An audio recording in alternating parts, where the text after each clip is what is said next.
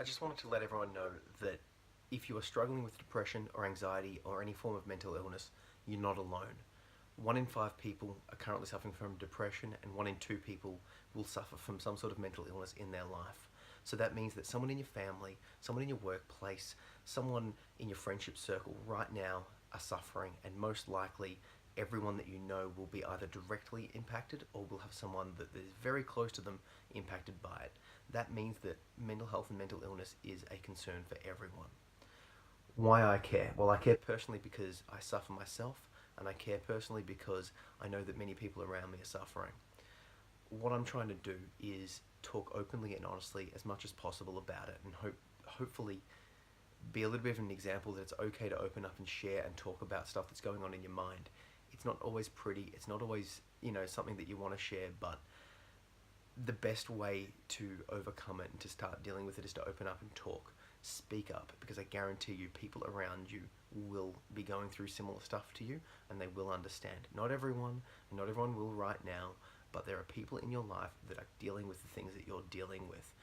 And barring that, there's online support groups, there's therapists, there's a whole bunch of support mechanisms out there that if you just start searching and start seeking and start looking for that help, you will find it.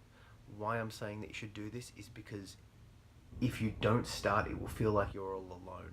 For those that know my story, know that I have had a fairly traumatic childhood. My father was a drug addict and drug dealer, and the household environment that I grew up in when I was at his house wasn't that safe. He never harmed me physically or sexually, but the people that were in his house, as in his clientele, were a different story. I don't know the full details, but I know that I faced neglect and trauma, and opening up and talking about it and dealing with it in that sense has been one of the best forms of recovery that I've ever had.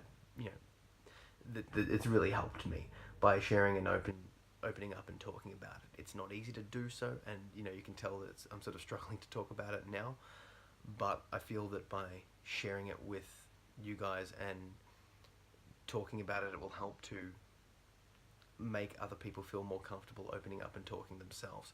Because the more people open up and talk, the less stigma around mental health and mental illness there will be, and that means that more people will feel comfortable getting help. So one thing that I like to suggest everyone to do is that if you like something I'm doing, to share it, but not just stuff that I'm doing, anything related to mental health, like memes, videos, pictures, podcasts, anything. The more you share, the more it will tell the world that you're comfortable with discussing and talking about mental health stuff, and that could literally help save someone's life.